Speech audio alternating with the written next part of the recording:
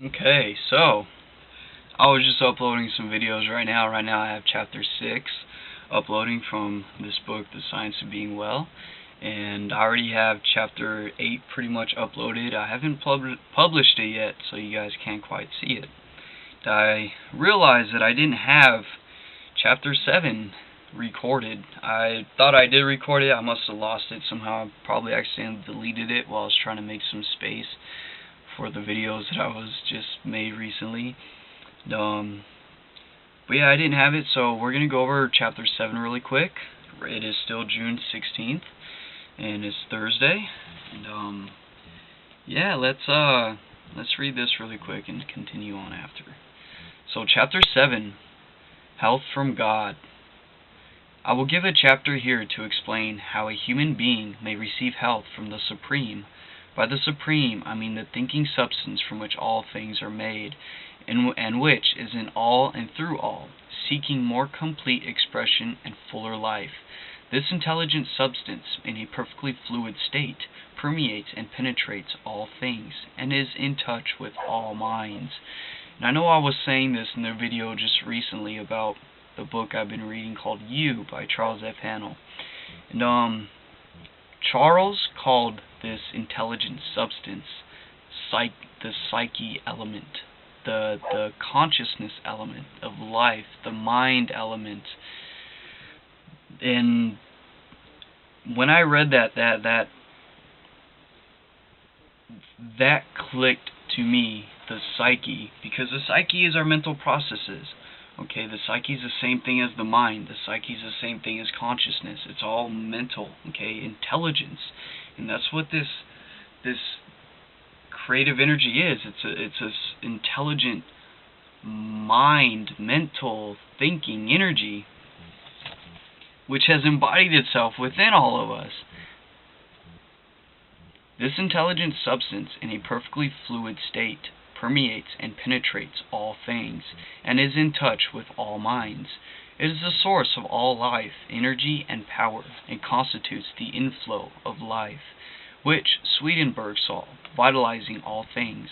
It is working to one definite end, and for the fulfillment of one purpose, and that purpose is the advancement of life towards the complete expression of mind. When man harmonizes himself with this intelligence, it can and will give him health and wisdom. When man holds steadily to the purpose, to live more abundantly, he comes into harmony with this supreme intelligence.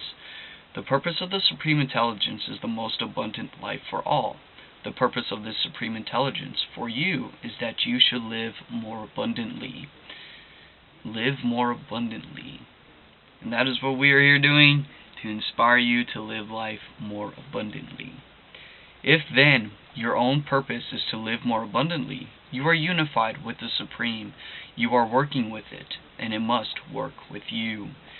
But as the Supreme Intelligence is in all, if you harmonize with it, you must harmonize. If you harmonize with it, you must harmonize with all, and you must desire more abundant life for all as well as for yourself. And adding on to when he says that, remember our affirmation that we have gotten from Mr. Wallace D. Wattles. What I want for myself, I want for all. Okay, remember we are all connected. You and me, okay, behind the mask we wear, you and I are one, okay? There is only one supreme intelligence, which embodies itself and individualizes himself with each individual. It is only through this material being which gives me and you our separate appearance, but we will forever be connected. That is why everything that I get not only for me, but it also benefits you. Always remember that no matter what it is that you are doing, okay, it is affecting someone somewhere out there, okay, no matter what it is. If you've been with me for the Master Key System, the law of cause and effect, he talks about causation, starting a train of causation. You doing one action leads to one effect, and that effect will in turn create other causes to go into play, and those causes will in turn create more effects, which keeps the ball rolling back and forth, cause and effect. That is how you start a train of causation. Two great benefits come to you from being in harmony with the Supreme Intelligence. First, you will receive wisdom. By wisdom, I do not mean knowledge of facts so much as ability to perceive and understand facts, and to judge soundly and act rightly in all matters relating to life. Wisdom is the power to perceive truth, and the ability to make the best use of the knowledge of truth. It is the power to perceive at once the best ends to aim at, and the best means to obtain those ends. With wisdom comes poise, and the power to think rightly, to control and guide your thoughts, and to avoid the difficulties which come from wrong thinking. Okay. Wisdom is the power to perceive truth, and to take the right step in the right directions to rightly handle a situation the best possible way. That is wisdom. Okay, he's saying wisdom is not knowledge. Okay, wisdom is not knowing it. Okay, wisdom is applying what we know. Okay, wisdom is power. Knowledge is potential power. Because if we have the knowledge but we're not applying it, it's almost like we don't have it at all. Okay, so we need to take that knowledge, apply it, so we could gain the wisdom of knowing how to do and what to do. Like he says, to be able to see the best means to attain an end, and to attain those ends in the best possible means. Okay, let's continue. Okay, power to perceive truth. Okay, wisdom comes poise and the power to think rightly, to control and guide your thoughts. And remember, that's what we use the use of the will for, to control and guide those thoughts to one steady purpose, and to avoid difficulties which come from wrong thinking. With wisdom, you will be able to select the right courses for your particular needs, and to so govern yourself in all ways as to secure the best results. You will know how to do what you want to do.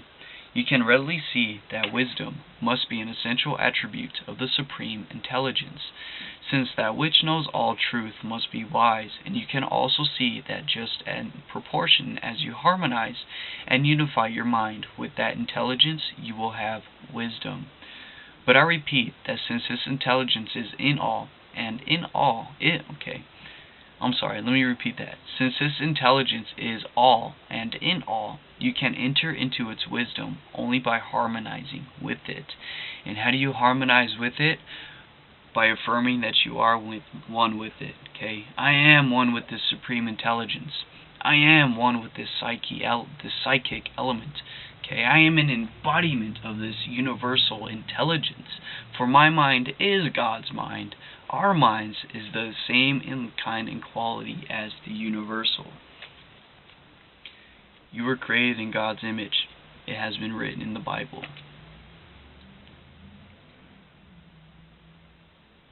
If there is anything in your desires or your purpose which will bring oppression into any, or work injustice to, or cause lack of life for any, you cannot receive wisdom from the Supreme.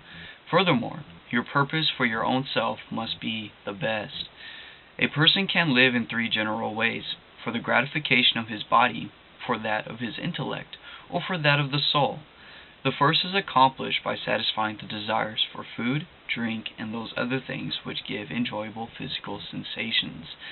The second is accomplished by doing those things which cause pleasant mental sensations. Kind of like The first is accomplished by satisfying the desires. Three general ways for the gratifications of his body. It is important to stay healthy. Remember, three-dimensional beings. We have a mind, we have a body, and we are spirits. We are spiritual beings inhabiting this body with a mind. And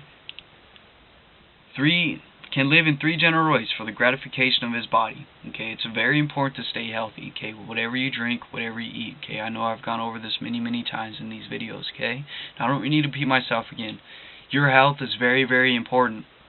Your body is very much a part of you. As it is your temple. Then, for that of his intellect, reading books. Things that make you think. Okay. The different ideas, like different books you're reading. That's how it is accomplished through his intellectual mind stimulants. Okay? And then there is that of the soul. Okay? The first is accomplished by satisfying the desires for food, drink, and those other things which give enjoyable physical sensations. The second is accomplished by doing those things which cause pleasant mental sensations, such as gratifying the desire for knowledge, or those for fine clothing, fame, power, and so on. The third is accomplished by giving way to the instincts of unselfish love and altruism. Man lives most wisely and completely when he functions most perfectly along all these lines, without excess in any of them. They must be balanced. The man who gives swinishly for the body alone is unwise and out of harmony with God. That man who lives solely for the cold enjoyments of the intellect, though he may be absolutely moral, is unwise and out of harmony with God. And the man who lives wholly for the practice of altruism, and who throws himself away for others, is as unwise and as far from harmony with God as those who go to access in the two other ways. To come into full harmony with the Supreme, you must purpose to live to the utmost of your capabilities in body, mind, and soul. This must mean the full exercise of function in all the different ways, but without excess, for excess in one causes deficiency in the others. They must be balanced.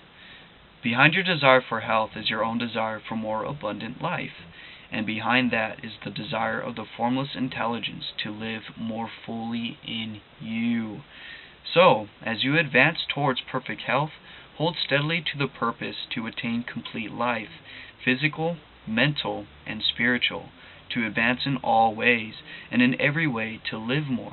If you hold this purpose, you will be given wisdom. Quote, "He that willeth to do the will of the Father shall know," end quote, said Jesus. Wisdom is the most desirable gift that can come to man, for it makes him rightly self-governing. But wisdom is not all you may receive from the Supreme Intelligence. You may receive physical energy, vitality, life force. The energy of the formless substance is unlimited and permeates everything. You are already receiving or appropriating to yourself this energy in an automatic and instinctive way, but you can do so to a far greater degree if you set about it intelligently. The measure of man's strength is not what God is willing to give him, but what he himself has the will and the intelligence to appropriate to himself. God gives you all there is. Your only question is how much to take of the unlimited supply. And how do you take your portion of that unlimited supply? By doing your part, by taking the actions necessary. Okay? God can do for you only what you allow him to do through you. Okay? You must take actions. You must make yourself an open channel. Okay, remember, action is the third level of creation. Okay, you have to take action towards those steps. Okay, do your part, and the universe will do the rest.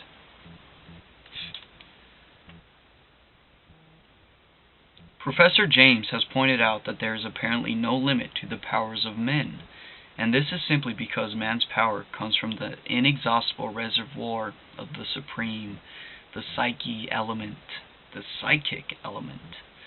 The runner who has reached the stage of exhaustion, when his physical power seems entirely gone, by running on in a certain way may receive his, quote, second wind, end quote. His strength is renewed in a seemingly miraculous fashion, and he can go on indefinitely. And by continuing in the certain way, he may receive a third, fourth, and fifth, quote, wind, end quote. We do not know where the limit is, or how far it may be possible to extend it. Okay, I want to add something in that to you. I learned it in class last year when I was going to school to be a trainer, about the second wind. Okay, you have these. Okay, so you have these specialized things that your body uses. Okay, it's called ATP. Okay, adenosine triphosphate. It's a molecule that your muscles use for energy to contract, okay? It releases ATP in order to cause the contractions. The sarcomeres, the myosin and actin to grab onto each other and cause a contraction within the muscle, okay? That needs ATP in order for that to happen, okay? Every time we're doing contractions, we're burning ATP, okay? And we're losing energy. What happens here with this second wind, okay? You have three main phases of energy, okay? There's the ATP to PC system. There's the anaerobic glycolysis, which involves no oxygen, which your body starts to burn sugars. Okay, there's the aerobic glycogen, which your body starts to use oxygen along with the starches. Then there's the electron transport chain along with the Krebs cycle, and that's all in the aerobic glycolysis system.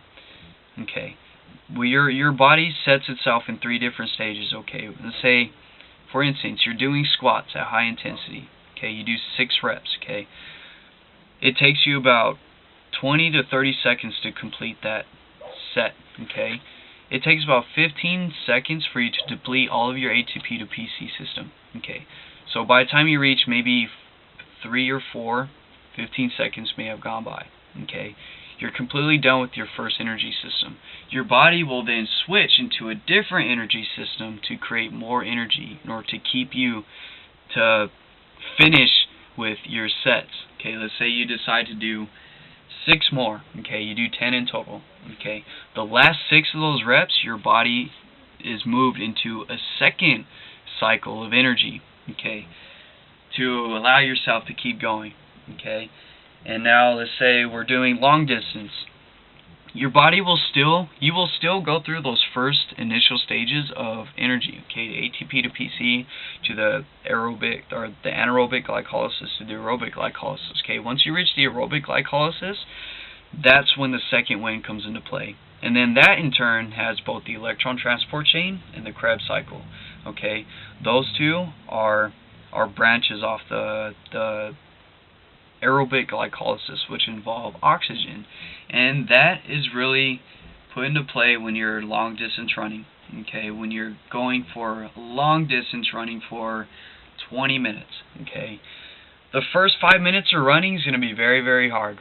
Okay, after those 5 minutes, you reach what is known as a second wind, because your body moves into the electron transport chain Krebs cycle type, the aerobic glycolysis system, because it's starting to take the oxygen that you're breathing to incorporate it to create more and more energy to keep your muscles into to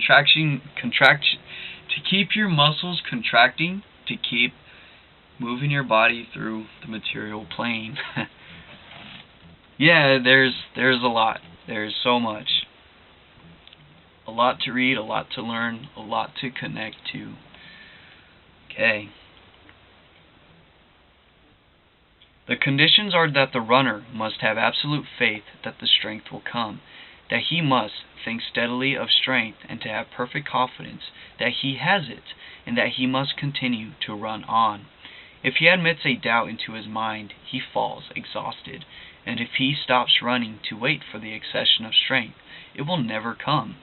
His faith in strength, his faith that he can keep on running, his unwavering purpose to keep on running, and his action in keeping on seem to connect him to the source of energy in such a way as to bring him a new supply.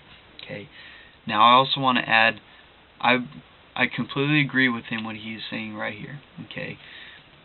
When you say you can do it, you can keep going. I can do this. I can make it. I can run these last 15 minutes of this, 5 miles, and when I feel like my side is just gonna explode. Okay, the difference of I can do that and I can't do that. I can is gonna keep you going. Okay, remember our thought forms. You are focused on I can. You are focusing on making it happen. Okay, you are staying strong mentally.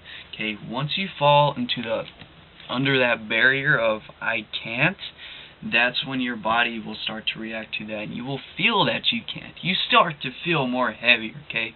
You're not as motivated. You're not as willing to keep going as you would be if you were telling yourself, you know what, I am going to make this happen regardless of how I feel right now.